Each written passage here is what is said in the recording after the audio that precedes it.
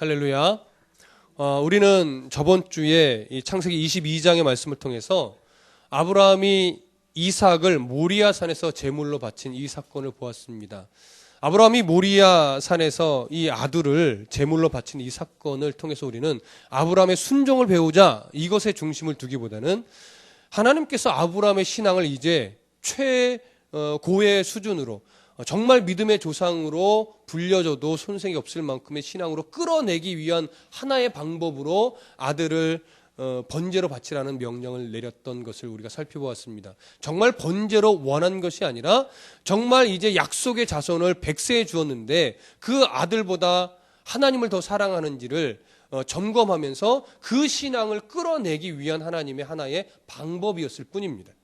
그래서 결국 하나님의 인도하심을 따라 아브라함은 3일 길을 아들 이삭을 번제로 바치기 위해서 3일을 걸어가는 그 기간 동안 정말 그의 인생의 모든 역사 속에 임하셨던 하나님을 기억해내고 또 생각하고 또 분별하고 이렇게 저렇게 생각해 보면서 그가 결국 마음속에서 확신을 가졌던 그 신앙의 하나는 하나님이 우리 아들을 죽이신다면 우리 아들을 살릴 수 있는 분도 하나님이시다. 결국 그 신앙까지 끌어내게 되었던 겁니다. 그래서 그 하나님이 아브라함의 신앙을 끌어내었기 때문에 결국 아브라함은 그 신앙의 수준으로 올라서게 됐고 올라서게 되자 그 신앙 고백으로 아들을 정말 번제로 드리려고 마음을 먹었던 겁니다. 그렇기 때문에 어떻게 하나님이 산 사람을 번제로 바치라고 요구할 수 있냐 이런 차원으로 보는 것은 이 본문의 중심을 잘못 보고 있는 겁니다. 하나님의 결국 아브라함을 아브라함 되게 만들고자 하는 하나님의 계획과 이루심이었습니다.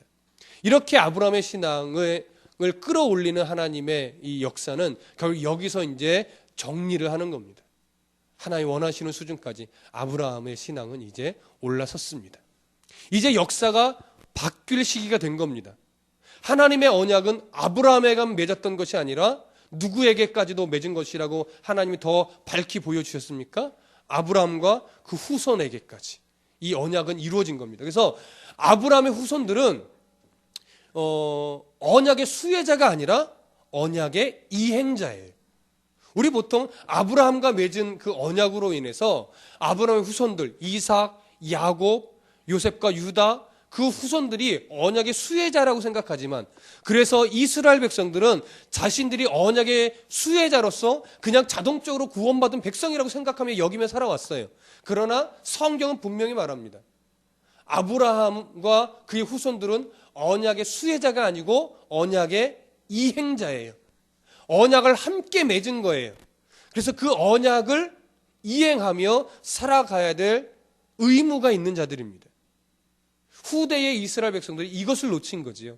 나는 아브라함의 후손이다 이거예요. 나는 선택받은 민족이라 이거예요. 그러니까 자연히 나는 자동적으로 구원받았다 이거예요. 예수님도 바울도 그거 아니다라고 계속해서 신약성경에서 지적해주고 있는 겁니다. 네가 선민이라고 네가 할례를 행했다고 네가 율법을 받았다고 그것이 자동으로 구원받은 티켓이 되는 것은 아니다라고 하는 거죠. 하나님의 백성 안으로 하나님의 뜻대로 행하는 자, 선한 열매가 있는 자, 이 자가 누구예요?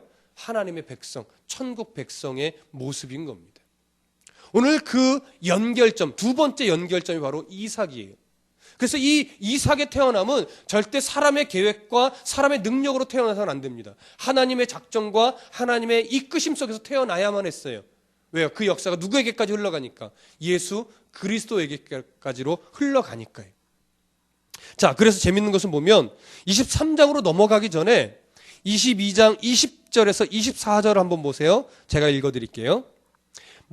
아브라함이 모리아산에서 이삭을 바치는 이 사건이 있은 다음에 무엇을 짤막하게 기록하냐면 이 일 후에 어떤 사람이 아브라함에게 알리어 이르기를 밀가가 당신의 형제 나홀에게 자녀를 낳았다 하였더라. 그의 맏아들은 우스요 우스의 형제는 부스와 아람의 아버지 그무엘과 게셋과 하소와 빌다스와 이들랍과 부두엘이라. 이 8사람은 아브라함의 형제 나홀의 아내 밀가의 소생이며 부두엘은 누구를 낳아요? 리브가를 낳았고 나홀의 첩 루마라 하는 자도 데바와 가함과 다스와 마아가를 낳았더라. 짤막한 전혀 생뚱맞은 것 같은 족보가 언급이 됩니다. 근데 생뚱맞을 것 같은데 낯익은 이름이 하나 나와요. 누구죠? 리브가입니다. 리브가는 누구의 아내입니까? 이삭의 아내예요. 지금 아브라함의 아들로 태어난 이삭. 그 이삭에게 하나님이 예비해 놓으신 아내가 바로 리브가입니다. 그런데 이 사이에 아브라함이 이삭을 바친 사건과 그 다음에 이제 사라가 죽으면서 다음 세대로 연결하는 이 연결점 사이에 리브가를 언급하는 이유가 뭐일까요? 바로 세대가 바뀌어가는데 바뀌어갈 때 이제 아브라함의 아내 사라, 그 다음에 이삭의 아내 리브가, 이 모든 것을 누가 이미 예비하고 계셨다고요? 하나님이 예비하셨다고요. 이삭을 태어나게 하신 것도 하나님이요. 이삭에게 리브가라는 아내를 준비해 놓으신 것도 하나님이시라는 것, 이것을 지금 보여주는 겁니다. 그렇게 어떤 예고처럼 세대가 바뀌어지는 것에 대한 예고처럼 지금 성경은 이삭의 출생을 기록해 놓고 사라의 죽음으로 성경이 넘어갑니다. 자, 23장 1절과 2절을 보시겠습니다. 이제 역사가 전환되는 그 과정입니다. 사라가 127세를 살았으니 이것이 곧 사라가 누린 햇수라. 사라가 가나안 땅 헤브론 곧 기럇 아르바에서 죽음에 아브라함이 들어가서 사라를 위하여 슬퍼하며 애통하다가, 자, 사라가 어떤 여인입니까? 아브라함이 정말로 사랑하던 여인이었어요. 어쩔 수 없이, 물론 조금 핑계도 있었지만 종 하갈, 사라의 종 하갈을 첩으로 얻긴 했지만 그래도 아브라함은 늘 일부일처제로 살았습니다. 그렇게 사랑했던 아내 사라였어요. 근데 그 사라가 죽었습니다. 그리고 사라는 누구입니까? 열국의 어미예요. 근데 재밌는 것은 이 정도의 사라라면 사라가 죽고 아브라함이 슬퍼했을 때 이 사라가 어떤 존재이며 사라가 어떻게 살아왔으며 하나님이 사라를 어떻게 선택하셔서 어떻게 쓰였다라는 부연 설명이 쭉 나올 법도 합니다.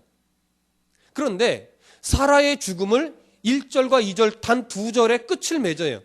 아브라함이 슬퍼하며 애곡하였더라, 이 한 구절로 그냥 끝이 납니다. 그러고 나서 3절부터는 쭉 무슨 사건을 기록하냐면 아브라함이 사라의 매장지를 선택하고 그 매장지를 사고 거기에 장사 지냈다, 이 얘기를 18절에 걸쳐서 기록하고 있어요. 그냥 아브라함이 사라를 이렇게 사랑했고 사라는 이런 역사 속에서 이런 흔적을 남겼고 결국 하나님의 뜻으로 열국의 어미가 되어 죽었더라, 그리고 아브라함은 매장지를 사서 장사 지냈더라. 오히려 매장지에 대한 얘기를 한 절 내지는 2절 정도의 끝을 맺고 사라에 대해서 얼마나 사라를 하나님이 만져놓으신 이 과정을 설명하는 것이 오히려 더 옳을 것 같은데 성경은 거꾸로 사라의 죽음과 아브라함의 이 애도를 2절로 끝내버리고 매장지를 사고 매장하고 이 내용을 오히려 18절에 걸쳐서 지금 기록하고 있다라고 하는 것이죠. 이게 문득 지나가면 그냥 그렇구나 하겠지만 잘 생각해보면 왜 강조점이 다르지? 이렇게 여길 수 있는 거예요. 이유는 오늘 성경이 보고 있는 초점은 사라의 죽음이 중요하지 않아요. 사라의 매장지를 사고 거기에 매장하는 이 사건이 성경에서 뭔가 이해하고 싶은 중요한 초점이 있는 거예요. 그래서 오늘 우리가 나누고 싶은 것은 이 매장지를 사는 것이 뭐가 중요하길래 성경이 여기에 중심을 두고 이 매장지를 선택하고 구입하고 거기에 장사를 지낸 사건을 18절에 걸쳐서 기록하고 있는가, 이 부분을 우리가 오늘 보려고 하는 것입니다. 자, 3절부터 6절을 한번 보시죠. 3절부터 6절. 그 시신 앞에서 일어나 나가서 헷 족속에게 말하여 이르되 나는 당신들 중에 나그네요 거류하는 자이니 당신들 중에서 내게 매장할 소유지를 주어 내가 나의 죽은 자를 내 앞에서 내어다가 장사하게 하시오. 헷 족속이 아브라함에게 대답하여 이르되 내 주여 들으소서. 당신은 우리 가운데 있는 하나님이 세우신 지도자이시니 우리 묘실 중에서 좋은 것을 택하여 당신의 죽은 자를 장사하소서. 우리 중에서 자기 묘실에 당신의 죽은 자 장사함을 금할 자가 없으리이다. 자, 지금 이 구절을 보면 아브라함이 사라의 매장지를 구입하기 위해서 누구에게 가냐면 헷 족속에게 갑니다. 헷 족속에게. 왜 헷 족속에게 가냐면 헷 족속에게 자기가 생각하고 있는 매장지를 구입하기 위해서이고 허락을 받기 위해서 지금 간 거예요. 근데 가서 뭐라고 말하냐면 헷 족속 사람들에게 나는 당신들 중에 모여 나그네요 거류하는 자입니다 라고 자신을 굉장히 낮추어서 예의 바르게 소개를 합니다. 근데 여기 이 나그네요 거류하는 자다 이렇게 말하는 것은 뭐냐면 이게 뭔가를 강조하는 표현인데 내가 이 가나안 땅에 들어와서 살아가고 있는 장기 체류자입니다. 이것을 지금 이야기하는 거예요. 근데 왜 장기 체류자임을 지금 아브라함이 헷 족속에게 말하냐면 당시에 가나안 땅에서는요, 가나안 땅에 원래 살고 있는 원주민 외에는 가나안 입장에서 이방 사람들에게는 절대 땅을 사고 팔지 못하게 했습니다. 권한을 주지 않았어요. 그러니까 지금 아브라함은 당시의 문화 속에서 법적으로 땅 한 구획도 소유하고 있지 못했습니다. 법적으로, 그들의 법적으로. 그리고 그 땅을 사고 팔 권리도 없었어요. 왜? 이미 거류하고 있는 그 족속들이 주지 않으니까. 그래서 그 당시에 자기의 아브라함의 소유로 땅을 사기 위해서는 어떤 절차를 밟아야 되냐면 그 사고 싶은 땅에 이미 거주하고 있는 그 원주민들의 유지를 찾아가서 부탁을 해야 돼요. 당신이 중개를 해서 내가 요 땅을 살 수 있게 허락을 좀 맡아주십시오. 그래서 그 공동체의 원주민들의 동의를 받아야만 일부 땅을 살 수 있었던 때였어요. 그래서 지금 아브라함은 어느 지역을 선택했냐면 헷 족속이 있는 그 땅 지역을 선택해서 여기다가 사라의 그 매장지를 선택해야 되겠다. 그래서 여기를 사기 위해서 헷 족속에게 간 겁니다. 그러니까 지금 헷 족속과 아브라함의 위치를 보면 헷 족속은 기득권자죠. 갖고 있는 자예요. 근데 아브라함은 이방인 나그네란 말이에요. 정중하게 부탁하고 좀 아부하고 해서 땅을 사야만 하는 이런 사람이에요.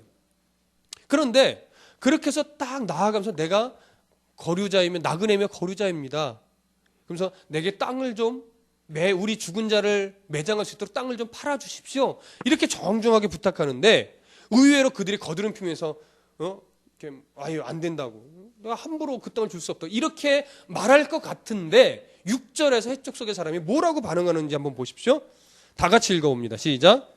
내 주여 들으소서. 당신은 우리 가운데 있는 하나님이 세우신 지도자이니 우리 묘실 중에서 좋은 것을 택하여 당신의 죽은 자를 장사하소서. 우리 중에서 자기 묘실에 당신의 죽은 자 장사함을 금할 자가 없으리이다. 여러분 이 반응이 일반적인 반응이 지금 아니에요. 왜냐하면 아브라함이 처음 가나안 땅에 들어왔을 때 생각해 보세요. 아브라함이 가나안 땅에 들어와서 모래 상수리 나무 아래서 제사를 드리면서 나는 하나님을 섬기겠습니다라고 결단을 내렸어요. 왜? 그 자리는 이미 이방 족속이 자신들의 신에게 제사하고 거기서 점을 치고 하던 자리란 말이에요. 근데 그 자리에서 아브라함이 뜬금없이 자기 신에게 제사를 드려버린 거예요. 그게 밉고 아주 싫어서 냉대받았어요. 그래서 점점 어디로 밀려나가요? 남쪽으로 밀려 내려갔죠. 기근까지 들었어요. 그래서 아이고 저놈이 어느 날인가 우리 땅에 들어와서 자기 신에게 제사를 드리더니 기근까지 들었다고 하면서 냉대를 받아서 밀리고 밀려 남쪽으로 내려갔던 거예요. 근데 그 기근이 심해지니까 결국 어디로 갔었어요? 애굽으로 들어갔었죠. 그렇게 냉대받던 아브라함 족속이었어요. 근데 세월이 흘러서 하나님이 아브라함을 만져놓고 아브라함을 성숙해도 만드셨고 아브라함을 그 땅에서 살아가면서 어느 수준에 높이 올려놨어요. 성숙한 수준으로. 그래서 그 성숙한 하나님에 대한 사랑이 어떻게 드러났을까요? 마태복음에서 우리가 나누었듯이 이웃을 섬기는 모습으로 나타났던 거예요. 그러니까 지금은 오히려 그 헷 족속이 아브라함을 인정해요, 안 해요? 인정해주는 모습으로 바뀌어 있었죠. 이게 바로 그리스도인의 삶이라는 거예요. 이렇게 돼야 돼요. 그래서 어느 정도 수준이었냐면 이들이 이렇게 말해요. 내 주여 들으소서. 당신인 우리 가운데 있는 하나님이 세우신 뭐예요? 지도자입니다. 하나님이 세우신 지도자래요. 물론 이 구절을 오해하면 이들도 하나님을 섬겼나? 이렇게 생각할 수 있는데 이것은 그런 의미는 아니고요. 아브라함이 믿고 있는 신을 그냥 인정했다라는 거예요. 예, 자기들이 믿었다는 건 아니에요. 자기는 자기 신 섬기고 네가 믿는 신도 훌륭하다. 내가 믿는 신은 내가 믿는 신이 더 좋지만 아브라함이 믿는 신도 내가 이제 인정한다. 너 참 네가 믿는 신도 훌륭한 분이다. 이렇게 인정을 했다는 거예요. 그러니까 아브라함의 신앙도 인정받고 아브라함의 삶도 인정받았다라고 하는 거죠. 그러면서 뭐라고 말해요? 우리 묘실 중에서 좋은 것을 택하여 당신의 죽은 자를 장사하십시오. 우리 중에 자기 묘실에, 그러니까 내 묘실이 우리 해쪽 속에 있는 사람들의 묘실이 많지만 당신의 죽은 자를 한 곳 정해서 당신이 장사 지내도 우리가 반대할 사람이 없을 겁니다. 마음대로 선택하시고 거기서 장사 지내십시오. 이렇게 얘기를 하는 거예요. 얼마나 삶도 인정받았으면 이러한 이야기를 들었을까요? 오늘 우리는 사실은 이 부분을 통해서 우리의 삶이 좀 도전받아야 됩니다. 그리스도인들이. 예.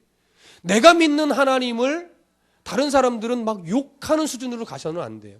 그가 아직 하나님 앞에 나오지는 않을지언정 그래 난 네가 믿는 하나님만큼은 인정한다. 이 정도 소리까지는 들을 수 있는 수준으로 우리가 올라서야 돼요.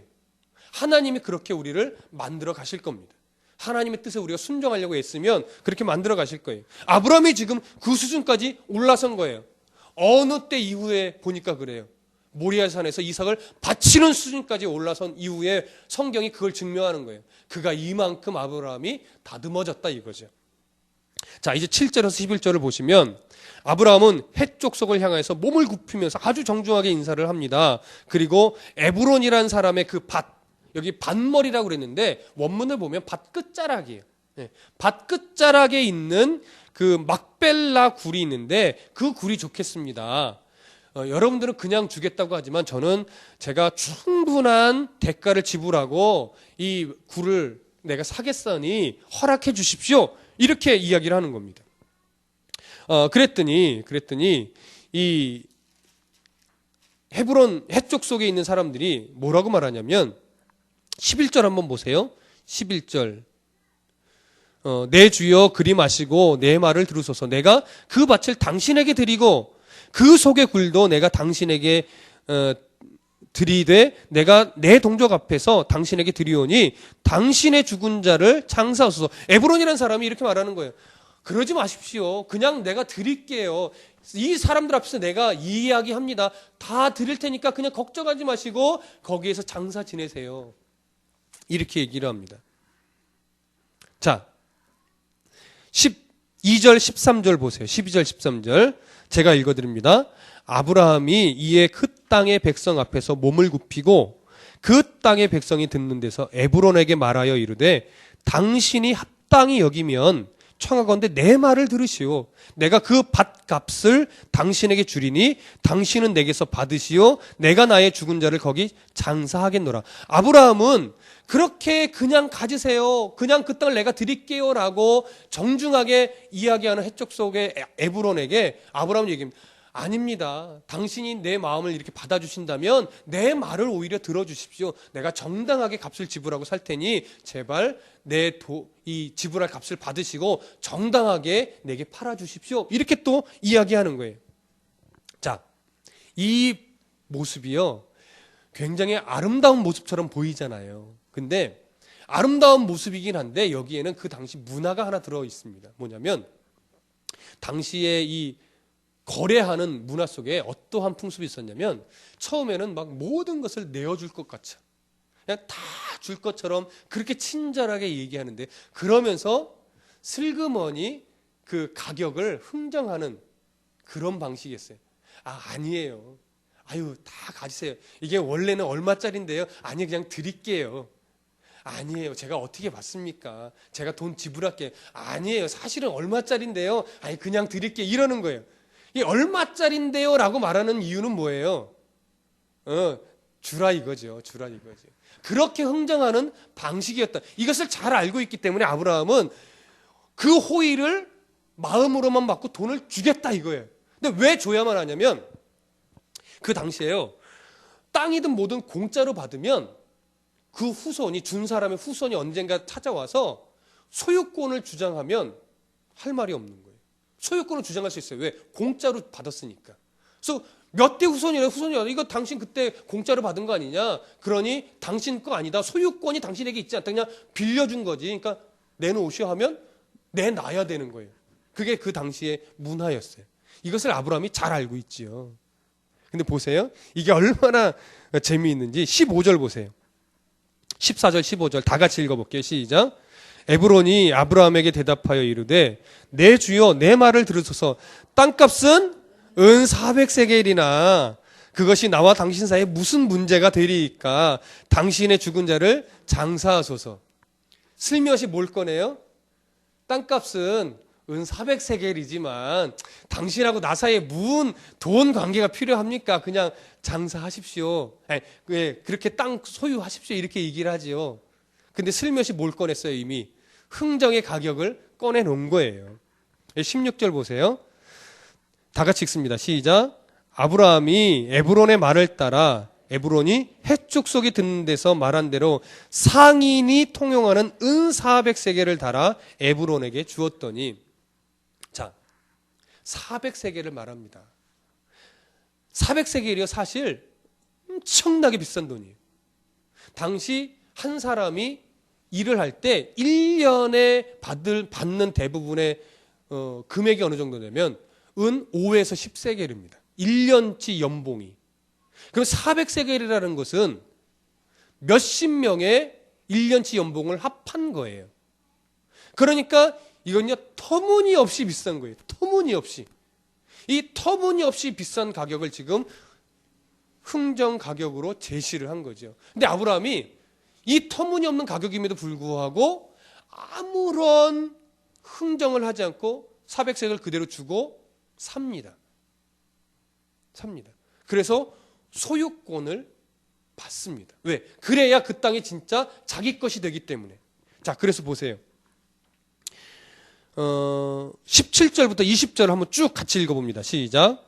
마므레 앞 막벨라에 있는 에브론의 밭 곧 그 밭과 거기에 속한 굴과 그 밭과 그 주위에 들린 모든 나무가 성문에 들어온 모든 헷 족속이 보는 데서 아브라함의 소유로 확정된지라. 그 후에 아브라함이 그 아내 사라를 가나안 땅 마므레 앞 막벨라 밭 굴에 장사하였더라. 마므레는 곧 헤브론이라. 이와 같이 그 밭과 거기에 속한 굴이 헷 족속으로부터 아브라함이 매장할 소유지로 확정되었더라. 이제 실제로 그 비싼 돈을 지불하고 사서 소유권이 넘어왔습니다. 오늘 17절부터 20절 사이에서 아주 두 번이나 거듭해서 강조하고 있는 부분이 있어요. 어떤 거죠? 소유지로 확정되었더라.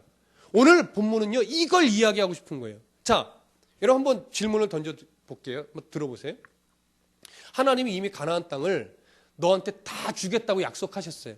가나안 땅만 주겠다고 한 것이 아니고 가나안 땅에서 자손이 번창케 해주시겠다. 하늘의 별과 같이 땅의 모래와 같이 그렇게 후손을 늘 많게 해주겠다 약속했어요. 그러면 이 가나안 땅을 살 필요가 뭐가 있어요? 기다리면 되잖아요. 그럼 이게 아브라함의 불신일까요? 하나님이 주시겠다고 했는데 구태여 또 돈 주고 사요. 이게 불신으로 볼 수 있을까요? 이건 이제 불신의 차원이 아니고 하나님이 오늘 성경에서 이 그림을 뭘로 우리에게 비춰주고 있는 이걸 볼 수 있어야 돼요. 자, 아까 얘기했죠. 공짜로 땅을 사면 나중에 후손이 와서 그 땅을 소유권을 주장할 수 있다고 그랬어요. 그렇죠? 그러나 돈 주고 사면 영원히 그 땅은 돈을 주고 산 사람의 소유가 되는 거예요. 자, 그러면 지금 이 가나안 땅은 하나님이 주시기로 약속한 땅이에요. 그러면 아브라함이 이제 후손들에게 그 증거를 보여줘야 되잖아요. 그 증거로 삼을 수 있는 게 눈에 보이는 증거가 뭐가 될까요? 막벨라 굴을 돈을 주고 사서 그 막벨라 굴의 소유가 아브라함이 됐다 이거예요. 소유자가. 이것이 갖고 있는 그림이라는 거예요. 뭐 꼭 돈 주고 사야 되는 이런 차원으로 볼 것이 아니고 하나님이 이것을 그러한 상징으로 지금 기록해 놓으셨다라고 하는 거예요. 가나안 땅의 소유권이 이제 법적으로 누구에게 넘어갔어요? 아브라함에게 넘어갔고 하나님은 그 법적인 소유자대로 가나안 땅 전체로 이제 이것을 시작으로 어떻게 해요? 가나안 땅 전체를 이스라엘 백성의 땅으로 하나님이 내어주시는 겁니다. 그 역사를 거듭해서 계속해서 어디에게 이끌어가요?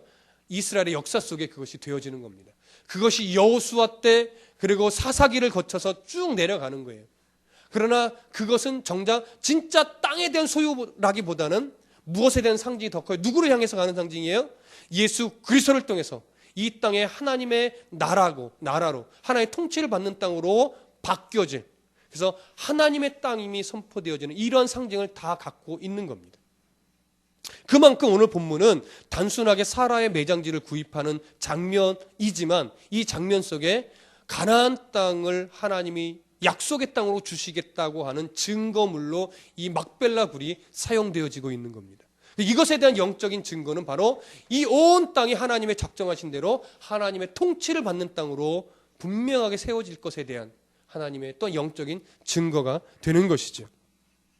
이처럼 아브라함은 이 막벨라 굴을 통해서 자신의 신앙 고백을 드린 것과 같습니다. 내게 하나님이 약속하셨다. 나는 그 증거를 막벨라 굴을 400세겔이나 주고 사는 것으로 증거를 삼겠다 이거예요. 아브라함의 신앙 고백입니다.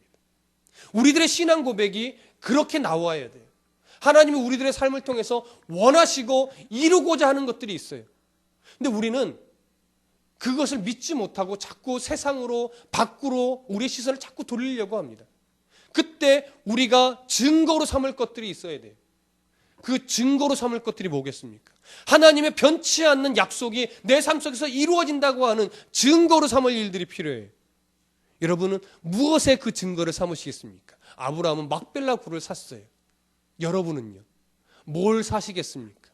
아브라함처럼 뭘 사서 하나님의 변치 않는 사랑과 계획이 내 삶 속에 분명히 이루어진다고 하는 증거를 삼으시겠습니까? 말씀을 사십시오. 기도를 사십시오. 헌신을 사십시오. 그런데 그것은요, 내가 믿음으로 엎드리지 않으면, 내 의지를 하나님의 뜻에 굴복시키지 않으면 절대 일어날 수 없습니다. 왜요? 기도할 시간에 나가서 일하면 벌거든요. 말씀을 꼬깃꼬깃 먹어서 내 속사람을 채울 그 시간에 하나라도 더 팔면 윤택해질 수 있거든요. 그러니까 못 사요. 말씀을 못 사요. 기도를 못 사요. 헌신을 못 사요. 세상에 너무 쫓기니까. 그러나 이 말은 모든 시간을 하나님께 나와서 교회에 나와서 해야 돼, 이런 의미가 아니에요. 영적인 곤고함을 느낄 수 있어야 된다는 얘기예요. 돈으로 채워지는 게 배부를까요? 말씀으로 채워지는 게 배부를까요? 솔직해 보세요. 돈으로 채워지는 게 더 배부르지요. 그러나 영적인 공고함을 깨닫는 순간 돈으로는 채울 수 없는 그 배고픔을 알게 되는 거예요. 그러면 결국 돈이 채울 수 없는 영적인 갈급함을 말씀과 기도와 순종으로 채워지게 돼요. 거기서 오는 풍요로움은요, 경험해 본 사람이, 맛을 본 사람만이 아는 거예요. 제가 소원하는 것은 이것을 다듬게 성도들이 경험하여서 돈으로는 살 수 없고 명예로는 살 수 없는 그것을 여러분들이 살 수 있기를 소원합니다. 막벨라 굴을 아브라함이 400세갈이나 주고 살 때는 그것이 갖고 있는 의미가 얼마나 깊고 소중한지를 아브라함이 아는 신앙의 수준이 되었기 때문에 그래요. 여러분, 그래서 신앙이 자라야 됩니다. 근데 그 신앙이 자라면, 그래서 말씀의 근거에서 신앙이 자라야 되는 거예요. 말씀과 기도를 통해서 자라야 되는 거예요. 말씀과 기도와 찬양의 그 제사를 통해서 자라야 되는 거예요. 그럴 때 우리의 영이 무엇을 통해서 깊어져야 되고 무엇에 우리가 중심을 두고 살아가야 될지를 알게 됩니다. 이것을 알게 되면 정말 영적인 부요자로 이 땅을 풍요롭게 죽을 때까지 그렇게 살아갈 수 있습니다. 여러분, 죽을 때까지 영적인 부요자로 정말 값진 것을 사며 그것을 증거 삼아 내 삶을 통해서 이루실 하나님의 뜻에 온전히 내 삶이 순종하여 드려짐으로 죽어 하나님을 만났을 때, 그래, 네가 내가 원하는 것을 아름답게 다 이루고 왔다. 네가 정말 내 사랑하는 아들이요 딸이었다. 이 칭찬을 들을 수 있는 저와 여러분들이 되시기를 간절히 소원합니다. 기도하겠습니다.